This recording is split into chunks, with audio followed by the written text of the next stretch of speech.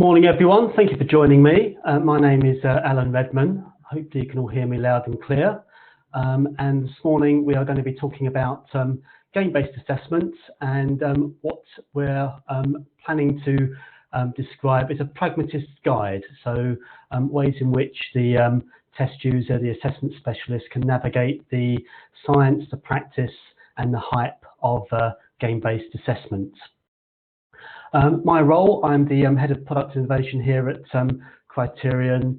I also do work with BPS, British Psychological Society committees relating to testing standards. That's the verifiers group who look after the training courses that deliver test user training in occupational testing. I also sit on the committee for testing standards. So I mention these things because my aim today is to try and present a very fair and balanced view of this new technology, rather than one that's coming from any particular angle. So we're going to be talking about the science, the practice, the hype behind testing technologies relating to games, and we're going to be looking at what you can do with it, what you can do about it, how you can, I guess, make some decisions about your own assessment practice. First of all, the disclaimer. I am at all points during this webinar aiming to be fair, balanced, to present the range of evidence and practice that's out there. Of course, I work for Criterion. We're a commercial provider of psychometrics. Of course, we have a kind of a position on these things, but yeah, I will aim to be as neutral as possible.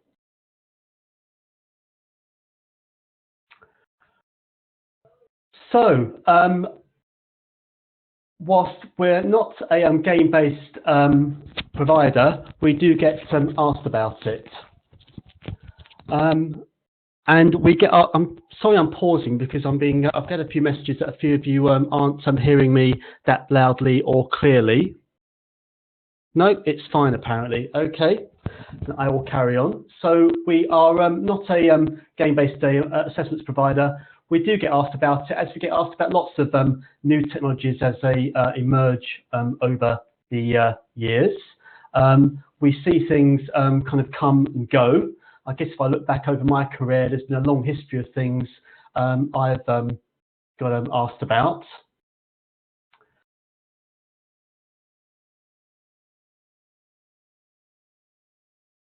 So over the last couple of years, I've been asked a lot about game-based assessment, gamification, gamified tests, what they are, should we be using them? So they are definitely, there's some buzz around them at the moment.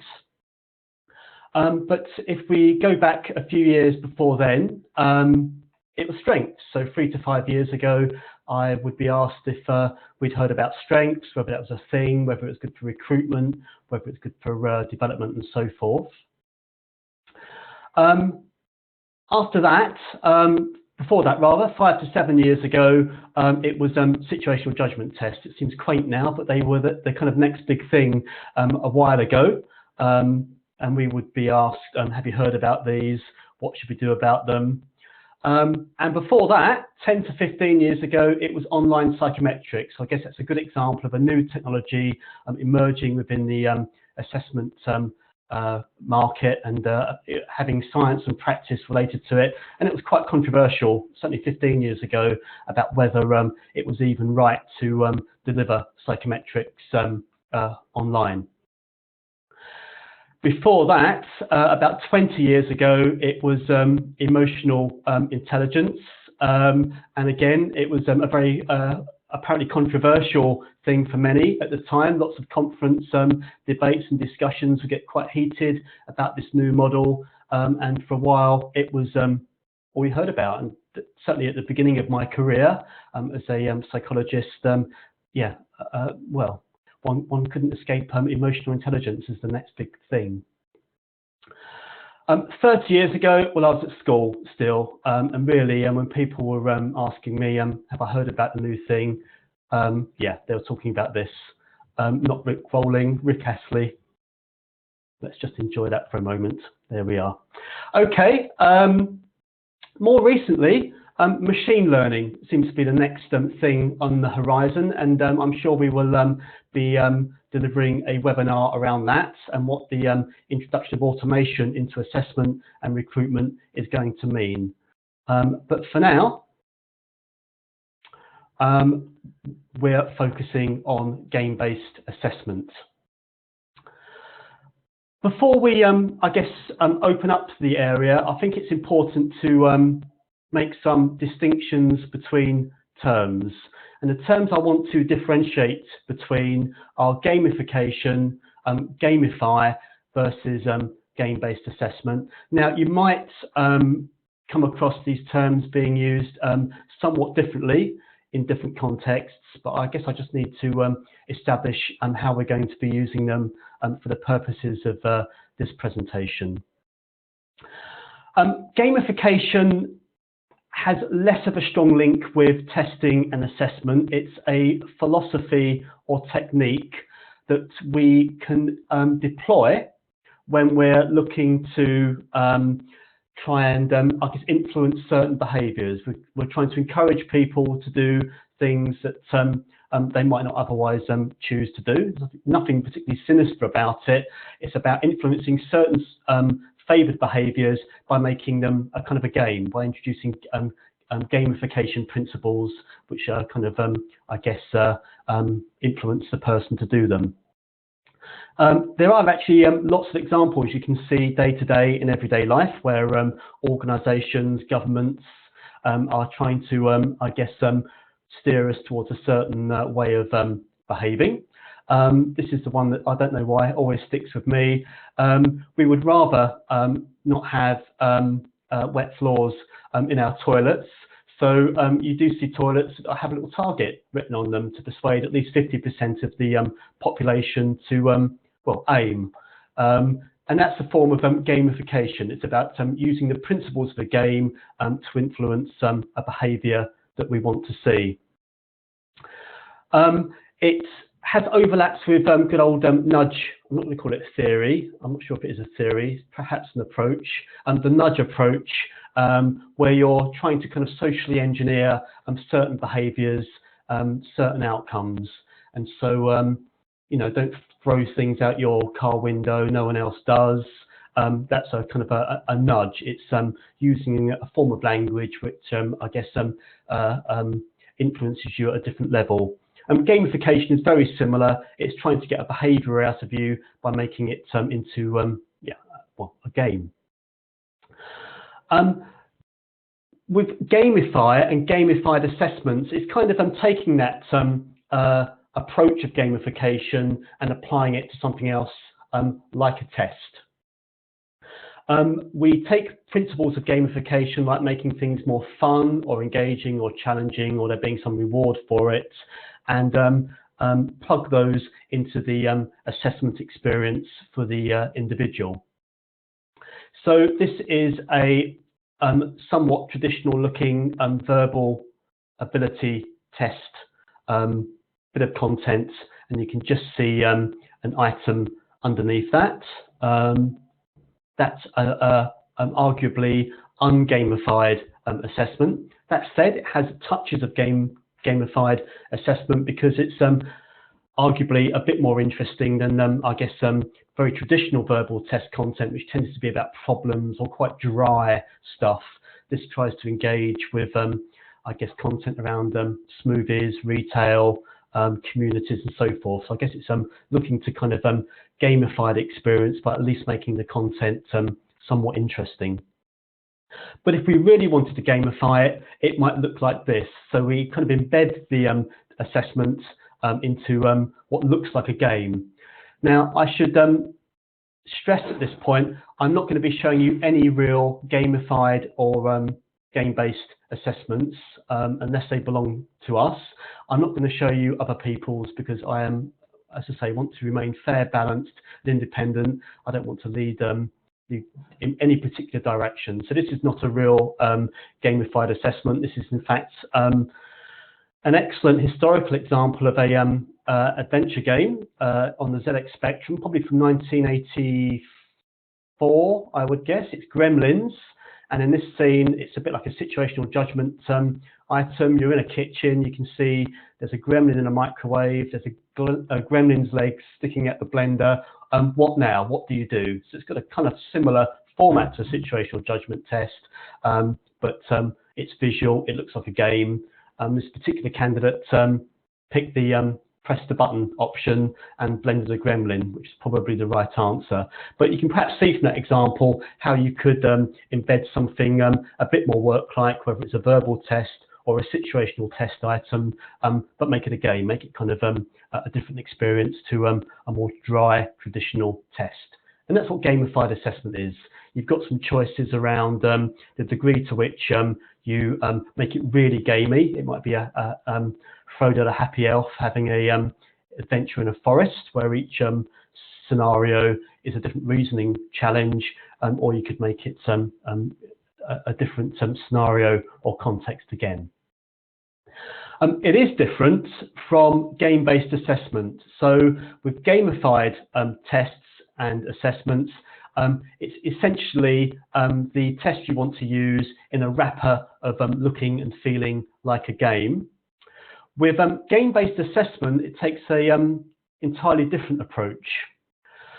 The first thing you need is some psychological research, ideally a test or an experiment or some form of methodology which there is evidence for in terms of it demonstrating or measuring or tapping into some underlying construct.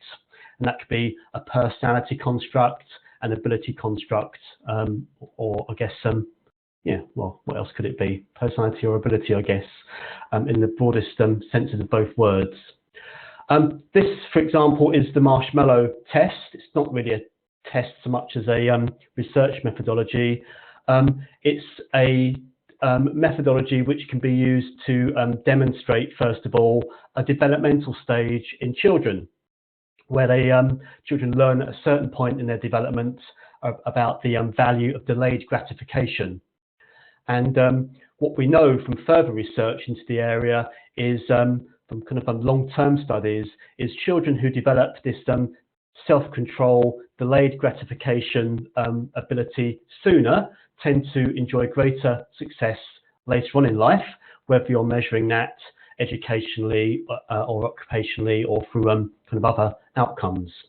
The way the test works is the child is taken into a room by the experimenter, sat down at a table. On the table there's a marshmallow or a sweet or something like that, and they're told that they're going to be left there on their own for 15 minutes. During that 15 minutes, if they want to, they can eat the marshmallow.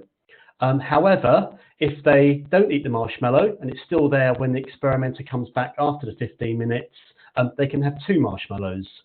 So it's a direct test of the extent to which the child can demonstrate self-control in order to delay gratification for a bigger reward later on. Some children can't, some can. We all can to a greater or lesser extent once we've reached that point in development.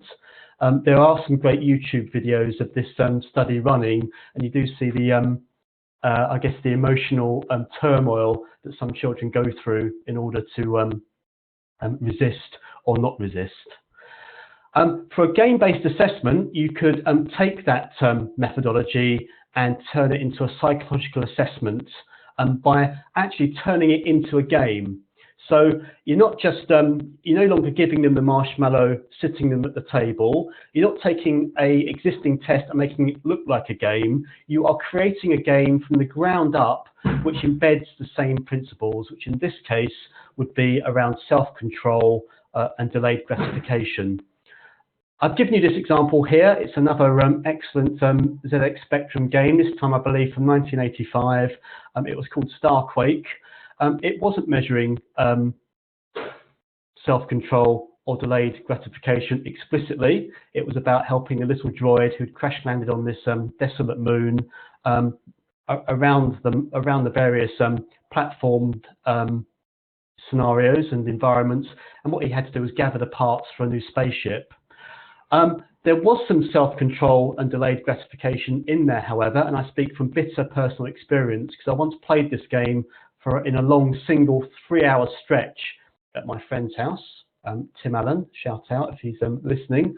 And I nearly finished it. I nearly beat the game, but at the last moment, I lost my self-control and traded an item which I should have hung on to. And because I did that, there was no way I could finish the game. So actually, there were elements of self-control in that game. Who said video games never improve people? But a game-based assessment based on the marshmallow test could look like this. It could have elves in it. You could be shooting aliens. You could be working in a kitchen. You could be doing anything. But in the game itself and in the stuff it's measuring, all of the thousands of data points it's gathering, it's measuring the underlying psychological construct. In this case, self-control, but it could be anything like impulsivity, cognitive ability. You can't really tell from the game itself. So there is a distinction between gamification, which doesn't really relate to testing or assessment, gamifying, and game-based assessment. And there are some implications for you as a test user in terms of which one you go for if you are looking to introduce game-like qualities or principles into your assessment processes. So, what about the science, the practice, the hype? What are the differences between the two in terms of their pros and cons? Well, let's look at some gamified assessments. We've got Pac-Man there about to eat a blue ghost. So these are the pros, the advantages of going down the gamified route. One of the big advantages is that you're basing your assessment on existing traditional psychometric science. So you're essentially developing a psychometric test, which we've been doing for many decades now. There's an established science. Psychometricians are good at it now. There's lots of different ways of performing measurements. All you're doing is creating the content so it looks and feels like a game. You don't need any additional technology or coding above that. Because it's based on psychometric science, there are very clear ways of understanding its precision, its reliability, whether or not it's actually measuring the thing you want, and whether or not it's predicting the thing you want, which is usually job performance. It's straightforward if you have the wit, imagination, and creativity to include the kind of gamification characteristics of challenge, accessibility, engagement, and reward. So you can make it enjoyable. You can make it about something that people are going to relate to. You can make it kind of accessible to those who don't like being tested. Make it accessible and more broadly, and actually just through the user interface it can have elements of reward, just little endorphin hits that we're all used to when we use things like I don't know, Facebook on your iPhone. You get some likes and they float up like little bubbles. That kind of user experience form of reward just by designing a nice candidate journey. Using this approach can be good for increasing the face validity of the assessment, provided it makes sense to the candidate in relation to the job. It can have benefits with attraction, certainly if you're trying to differentiate yourself from other employers who perhaps are using a more traditional or more grueling or more stressful form of candidate journey and test. Arguably, it could even have realistic job preview if you start taking the game in more of a kind of a job simulation direction. It's entirely possible to do that with a traditional psychometric at the heart of the measurement. Again, because it's based on traditional psychometric science, it's easy, or it should be easy, to get content validity, provided you've done your role research, you've got some form of person specification, so you know the qualities, the criteria that are important in the role. You can definitely build your psychometric, your gamified psychometric around that, and the psychometric itself can produce the range of results and scores and profile that you need to, I guess, assess people, make decisions about them. It's also inexpensive to develop, relatively inexpensive, of course. Developing a bespoke psychometric is not as cheap if you're just measuring 10 people than using an off-the-shelf one. However, it's relatively inexpensive if you've got more of a volume process, or the budget to really differentiate yourself and have something very unique to your process or organization. So there are some clear advantages of going down gamified assessment. I would argue there are some clear advantages over traditional psychometrics as well. I think if you can make the experience for the candidate of taking a test enjoyable, engaging, rewarding, it's going to work a lot better for you than going down the route where it's a horrible, stressful, grey, dry experience. But you don't have to make it look like a game to do that. All you've got to do is make sure it's got some gamified elements in there. There are, of course, some disadvantages, though. That's why we've got Q*bert about to be eaten there by the snake. Love that game. ZX Spectrum 1986. One of the disadvantages are it's not the same as game-based assessment. So if you want a true game-based assessment, gamified can kind of look like that, I guess, but in the end, it's not game-based assessment. It is different. So I guess for that reason, it's less differentiating. You're not going to, if you're operating in a very competitive recruitment market, actually you might decide you want to go all out and have a true game-based assessment. And I guess, yeah, gather the silverware come awards season for having the most differentiated looking recruitment process.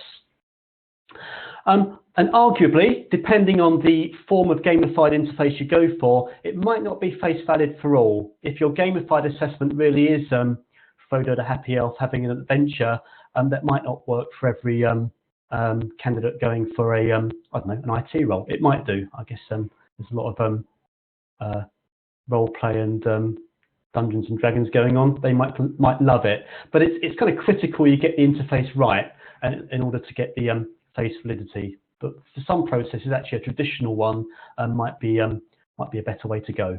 Think about your audience. What about game-based assessment though? So what we've got there, yeah, that's an advantage because we're about to have a fantastic bit of Tetris success there. You can almost feel the endorphin hit waiting to happen as soon as those bottom 4 rows flash and disappear.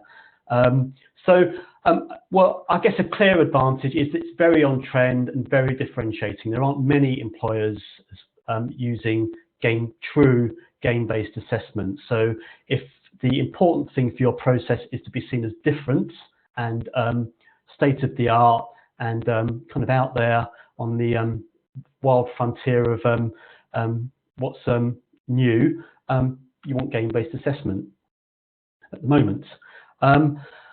Another advantage is the assessment itself is definitely based on psychological research methodology. So at its heart, it's based on some methodology that we know from evidence, from science, measures this thing, whether it be self-control, extroversion, riskiness, or whatever the construct is. Arguably, it's a very opaque assessment. It's difficult to fake. If the game is shooting aliens, for example, it's difficult to know beyond, well, it's arguably very difficult to know how to fake it. I guess you would suppose that the more aliens you do shoot, the better your score and your outcome is going to be, but not necessarily. The tricky thing about us psychologists is we designed methodologies which can lead you down a wrong path. You know, there might be a red herring there. We might be measuring how few aliens you shoot. Who knows? We're tricky like that. But it is much more opaque than other more transparent assessment methods. It's a game. You would, I guess, perceive that it's going to be entertaining, engaging, accessible to all. It's going to be enjoyable. You know, people like playing games, so it has all of those advantages. It's going to really look and feel like a game as well. These things really do. They're not just a you know, a test wrapped up to look like a game. They are saturated with faith validity among people who like them. So if you really believe in game-based assessment, you're going to love it and trust its results. So as an assessment method, if your organisation, if your senior leadership really want a game-based assessment, you're going to get plenty of buy-in because yeah, people have a lot of trust in the results and the outcomes if yeah, game-based assessment is what they believe in. Yeah, these are the disadvantages why we've got the epic Tetris fail there. That looks like a situation which spun very quickly out of control, but mistakes were made very early on in the process, I would say, looking down the rows. And of course, all of these are arguable disadvantages, but arguably you get quite a narrow measurement because you're measuring normally a single construct. That might be self-control, it might be extroversion, that might be riskiness, it might be cognitive ability. You're measuring kind of one thing, which is different from a more traditional psychometric approach where you can measure that profile of things. Now, if it's a really important thing, of course, that's fine because it's really important that you measure it. But if you're trying to measure against a competency frameworks, some values, success criteria that you know are critical to performance, it might not offer all of the information that you need to form a effective decision about that person. What's pretty inarguable, though, is they are very expensive to develop. Because you're building a game, that's a lot of coding, a lot more than an app or a website, an online assessment. So I'm not saying that psychometrics themselves are cheap, but developing a game using game developers does get expensive pretty quickly, which is why most of the game-based assessments out there are not bespoke, they are off the shelf. And even with off-the-shelf ones, even with a well-funded games-based assessment developer, there's a cost associated with developing them, a lot of R&D, a lot of psychological research. So it's, at the moment, a relatively small number of off-the-shelf products. One of the difficulties with that is if you want to use a game-based assessment, you might have a limited choice. If you want one measuring at the level you want to measure at, you might find yourself using the same one as your competitors in your employment market, which then I guess means you're not differentiating yourself in the way you'd want to. And actually this is something that used to happen in the certainly the 1990s with graduate testing, graduate ability testing. There are only 2 or 3 graduate ability tests available on the market then. And everyone was using them who was using testing. So it's actually quite difficult to differentiate yourself as a graduate recruiter back then, just because of the lack of availability of assessments. There are some problems with content validity because it's only going to be content valid. In other words, it's only going to measure something that's critical to the job if your job happens to dovetail with the construct it measures. So if you've got a job where self-control is important, I guess arguably self-control is broadly important to performance, but if it's not important to your role, then it's going to have limited content validity. If being extroverted has limited content validity in terms of your role, then again, it's going to be hard to justify the use of that assessment in the recruitment process. So you've got to try and make sure that the game-based assessment itself does measure something which your role research clearly demonstrates is important to making decisions about performance. In terms of face validity, games aren't going to appeal to every audience. I'm not going to stereotype about which people might find games more or less face valid, or which groups might question why a game is being used in part of the serious business of going for a job. but it's kind of, I guess, fair to say there's going to be a variation in reactions. You do need to think about that in terms of your own candidate pool. With construct validity, this is something that can be statistically demonstrated, and actually there has been research linking game-based assessments to things like Big Five measures, and there is some evidence that the game-based assessments being used did have some links with the Big Five model of personality. I would encourage you to seek out that evidence. It's kind of suggestive in some ways. I think in others it's a bit more mixed in terms of I guess what you'd hope to see. It's I would argue less clear than when you use a traditional psychometric where you get much clearer construct validity, but there is some evidence now emerging that you know, it's measuring something which yeah, does correlate with other measures of similar things. There's less clear evidence at the moment still for predictive validity. So there's less evidence around the extent to which game-based assessment results correlate with subsequent job performance. Now, to a certain extent, this might be argued to reflect the relative newness of these assessments. I guess they've been around 2 or 3 years. There aren't that many people using them. So arguably, well, it's kind of hard to run predictability studies with traditional psychometrics, getting hold of the data. So I do sympathise with the challenges of getting data together. That said, if they've been around 2 or 3 years, there must be some people who were selected using them who are now in a job somewhere.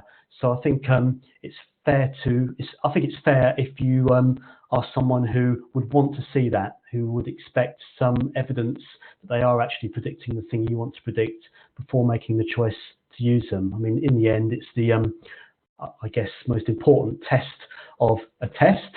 Does it actually do what you want it to do? I think this is even more important given that the nature of game-based assessment is that it's a black box assessment. You can't really see how it's doing what it's doing. We know there are thousands of data points being measured through the game playing candidate journey, but we don't know how it works. And I think if something is a black box assessment, and in the end, some traditional psychometrics these days are also pretty black box. We can't really be terribly sure about the algorithms that are being used to get the results. But when something is a bit mysterious and opaque in its measurements, it becomes even more important to be reassured that, yeah, it is measuring what it says it measures and it is predicting the thing it needs to predict. With faith validity, it's a double-edged sword, and the people who like game-based assessments really have faith in them, really believe them, and if your senior leadership team, your recruitment stakeholders believe in it, that's great. If they don't, I think it might be a tough sell. I think there might be some skepticism that you've got to overcome. So I do need to think about your own internal audience before introducing it. There's some evidence that game-based assessments can be more prone to practice effects than other forms of assessment. All forms of assessment are prone or affected by practice. If someone does the same assessment more than once, it can affect their score. Some people are affected more than others. And what's weird about practice effects is sometimes it makes an individual score go up, they get better at it. Sometimes it makes their score go down because they are a bit disaffected or complacent about taking the same thing twice. But with game-based assessment, I guess because it's a game, you can get better at it. Arguably, or many argue that because some people play games more than others, they might be better at the game as a result than others. My 12-year-old is much better at the Xbox than me because his fingers know where the controls are. I'm like an old man trying to see what I'm pressing. I'm never going to match his performance unless I practice a whole lot more. But I'm not 12. I have other things in my life. Which also brings us to whether it's accessible to all. I'm an old man. My games were ZX Spectrum games. I use a keyboard to play. They're less accessible to me than someone who's grown up with a console, for example, or has grown up with the experience of playing games.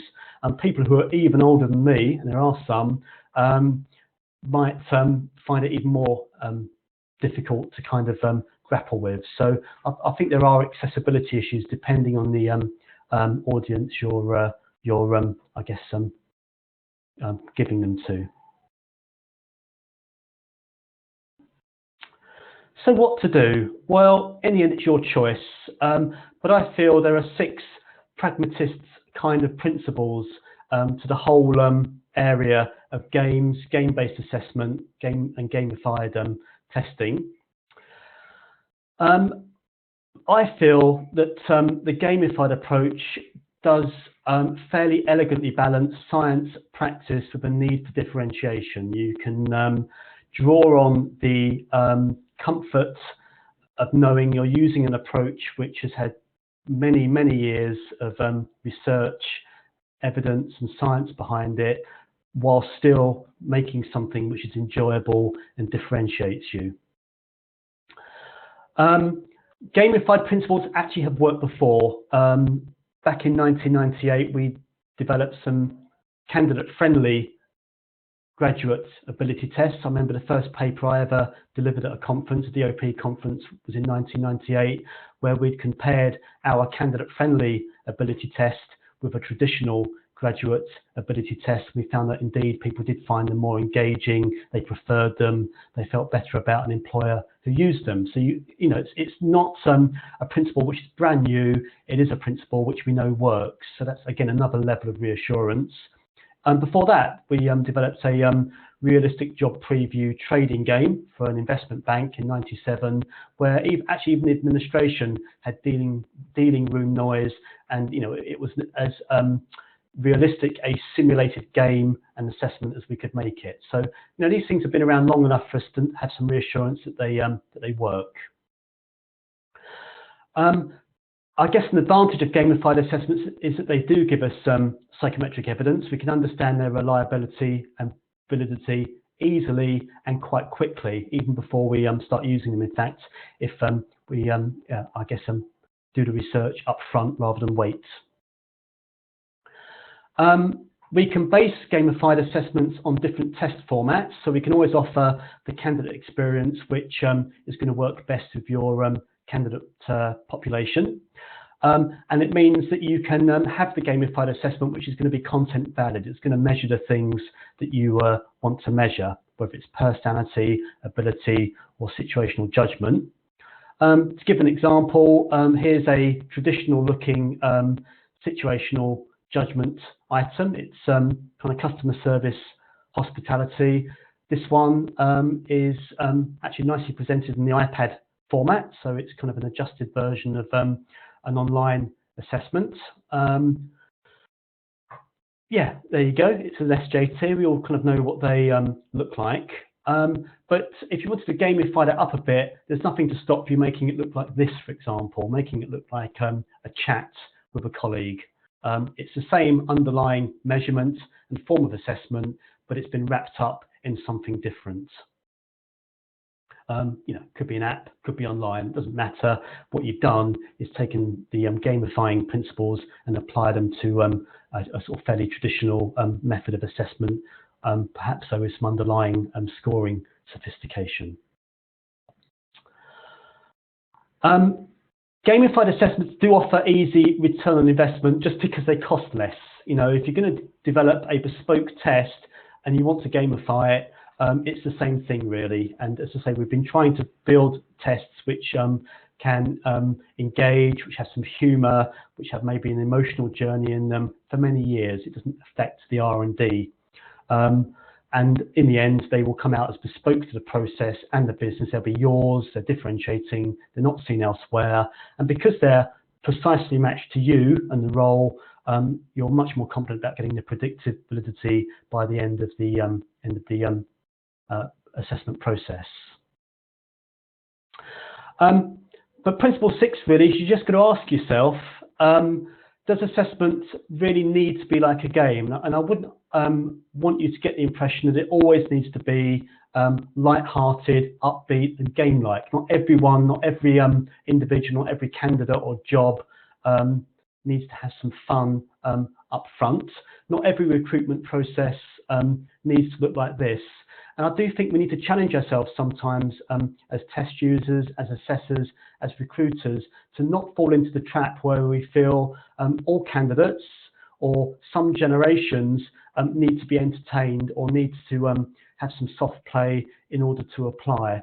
And I think it's dangerous, I think, to and maybe somewhat soaked in unconscious bias to expect, I don't know, young people entering the workplace, for example, to feel good about being given a fun assessment. If you've been doing, if you've worked hard in education, got a great degree result, going for your first graduate role, you might want that experience to have the gravity that you attach to it yourself. So always question yourself, I think, before using any form of game-based approach.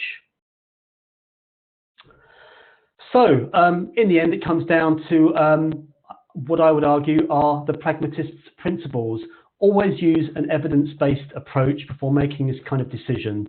So you need to ask yourself a good research question around the benefits for your process of going game. Look at the evidence for the effectiveness of the particular approach you're interested in.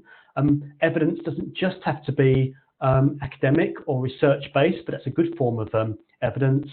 It can be talking to experts, to peers, to your network, looking at the experience of others who've used the thing you're interested in. Do think about the return on investment. Just because game-based assessment is expensive doesn't mean it can't offer return on investment, but the budgets are going to be bigger and you do need to do your sums differently. But to be pragmatic, I also think you need to ask yourself about whether the next big idea is just around the corner. I've got nothing particular up my sleeve, but there is always a next big idea.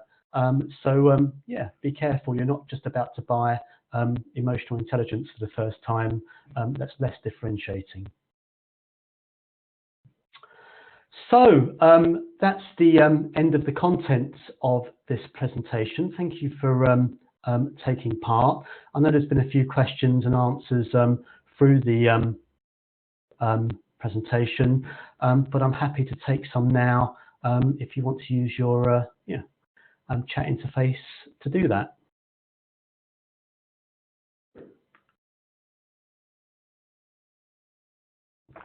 Of course, if you want to follow up this presentation, whether you're listening to it now or recorded, you can drop us a line at Criterion, and we're happy to discuss more about the area. We will try and be as fair and balanced. I hope I've tried to be today. But it looks like I've either lulled everyone or overcome any uncertainty. So I think what we can do is go away and enjoy the rest of our Friday. Thank you very much for joining us. There are other Friday morning webinars planned for the remainder of the year, some of which focusing on our products. So we've got some more user sessions around Coast and recent upgrades, new reports. I think I'm running one on attribution management, which was a great bandwagon that never really left the stable a while ago, but I'm arguing it's as important now as it ever was. That's in a few weeks. We're running a session, again, it's me, I think, on the candidate experience of being tested. That's this year. And coming up in December, I believe we're doing the psychology of Christmas. So stay tuned, and yeah, it'd be great if you can join us again for another one in future. But in the meantime, thank you very much. Enjoy the rest of your day.